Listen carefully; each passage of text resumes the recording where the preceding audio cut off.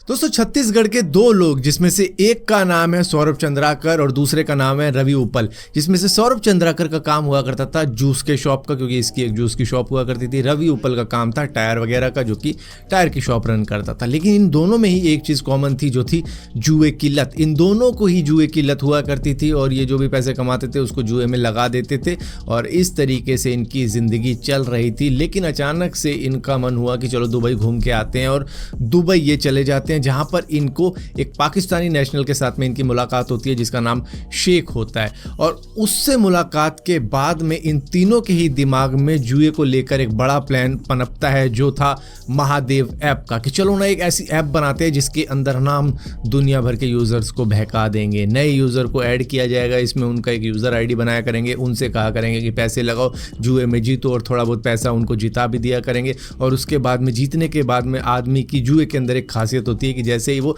थोड़ा सा पैसा जीतता है तो वो और ज़्यादा पैसा लगाने लग जाता है कि भाई मैं इतना जीत गया हूँ तो मैं और लगा देता हूँ। और जैसे ही वो मोटा पैसा लगाएगा तो उसका अकाउंट क्लोज कर देंगे, उसको डिस्कनेक्ट कर देंगे, उसका यूज़र आईडी ही डिलीट कर देंगे जिससे कि वो पैसे निकाल ना पाए और उसके बाद में उस पैसे को किसी और बैंक में ट्रांसफ़र कर देंगे। तो इस तरीके से इन्होंने महादेव ऐप को बना दिया, जो कि अब एक 5,000 करोड़ की ऐप बन चुकी है, जिससे इन्होंने एक वक्त में 200 करोड़ पर डे का भी बिजनेस कर रखा है। और ये दोनों शख्स लाइमलाइट में क्यों आए थे? क्योंकि जब सौरभ चंद्राकर ने यूएई के अंदर एक ऐसी लग्जूरियस शादी कर दी थी जैसे कि किसी अंबानी की बेटी की शादी हो रही हो, इस तरीके की शादी इन्होंने कर डाली। और उसके बाद में कई सारे सेलिब्रिटीज़ भी उसके अंदर बुला लिए। और जैसे ही इन्होंने सेलिब्रिटीज़ बुलाए तो भैया लगा कि भाई कौन सा ऐसा शख्स आ गया है जो कि सेलिब्रिटीज़ भी बुला रहा है, उनसे प्रमोशन भी करा रहा है इस तरीके की ऐप्स की। मतलब अब क्या है कि अलग अलग नामों पे ये एप्लीकेशन चल रही है जिनकी प्रमोशन आजकल एक्ट्रेस आप देख रहे होंगे, एक्ट्रेस एक्टर ये सभी कर रहे हैं दरअसल ये प्रमोशन, और बड़े ही तरीके से करते हैं कि भैया ये ऐप है, इसके अंदर पैसे लगाओ, पैसा जीतोगे भी। तो खुलेआम चल रही है इस तरीके की प्रमोशन, जिसके लिए अब श्रद्धा कपूर, कपिल शर्मा, हुमा कुरैशी, हिना खान, रणबीर कपूर, इन सभी को सम्मन कर लिया है ईडी ने कि भैया बताओ अब जरा तुम ये क्या कर रहे हो, क्या नहीं कर रहे, कौन तुम्हें पैसे दे रहा है इनकी प्रमोशन के लिए। और ये जो महादेव एप्लीकेशन है ये सिर्फ इंडिया के अंदर ही नहीं लोगों को लूट रही है, बल्कि ये नेपाल में भी चल रही है, पाकिस्तान में भी चल रही है, श्रीलंका में भी चल रही है। और वहाँ के जो लोग हैं जिनको जुए का शौक है वो भी इसके ऊपर पैसा लगा रहे हैं और वो भी अपना पैसा गंवा रहे हैं, थोड़ा सा पैसा जीतते हैं और बाद में एक मोटा पैसा हार जाते हैं। तो इन तीनों की तिकड़ी ने एक ऐसा हंगामा क्रिएट कर दिया जहां पर ईडी अब इन दोनों ही शख्सों को ढूंढ रही है और इनके खिलाफ नॉन बेलेबल वारंट है, कहीं भी मिले तो इनको अरेस्ट कर लिया जाएगा। मे भी शायद अगर यूएई के साथ में हमारे ताल्लुकात उस तरीके के हैं कि हम अपने क्रिमिनल्स को एक्सचेंज कर सकते हैं तो शायद इनको वहाँ से भी पकड़ के लाया जा सकता है। हालांकि इस बात को भी शायद 1-1.5 साल हो चुका है उस वीडियो बनाए हुए को, तो शायद अब तक तो ये पकड़े नहीं गए हैं, तो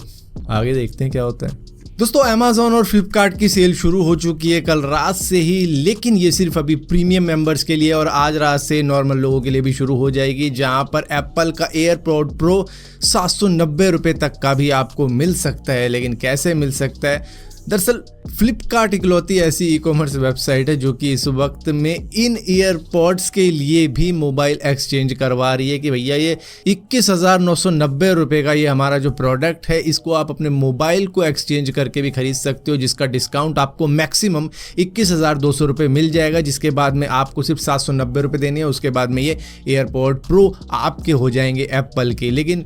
बंदा ये सोचेगा कि भाई मैंने ये ले तो लिए 790 रुपये में, लेकिन अब सुनो किससे, क्योंकि मोबाइल तो मैंने दे दिया उनको।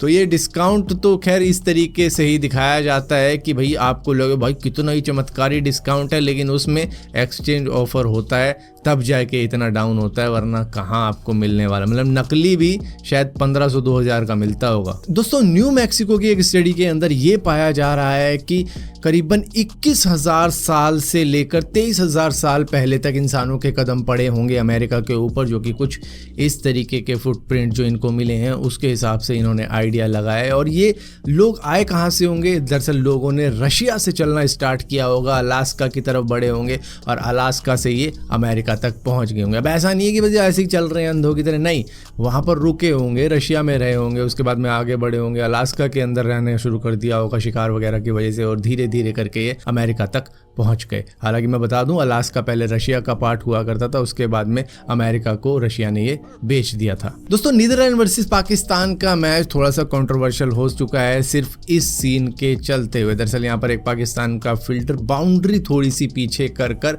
और ज़रा पीछे खड़ा हुआ है, तो उसको थोड़ा सा कंट्रोवर्शियल बताया जा रहा है। दरअसल ऐसी सिचुएशन में जो भी बॉल डाली जाती है वो बॉल डेड होती है, क्योंकि जो भी चीज़ हिली है, मतलब बाउंड्री अगर पीछे गई है तो उसको वापस अपनी ओरिजिनल पोजीशन में लाना चाहिए, लेकिन ऐसा नहीं हुआ था और ये मैच कंटिन्यू चलता रहा था, जिसकी वजह से ये जो मैच हुआ था वो थोड़ा सा कंट्रोवर्शियल हो चुका है कि भैया ये क्या था, अंपायर क्या कर रहे थे उस वक्त में, मतलब क्या पाकिस्तान के फील्डर ने इंटेंशनली उस बाउंड्री रोप को पीछे किया था और उसके बाद में वहाँ खड़ा हो गया था कि भैया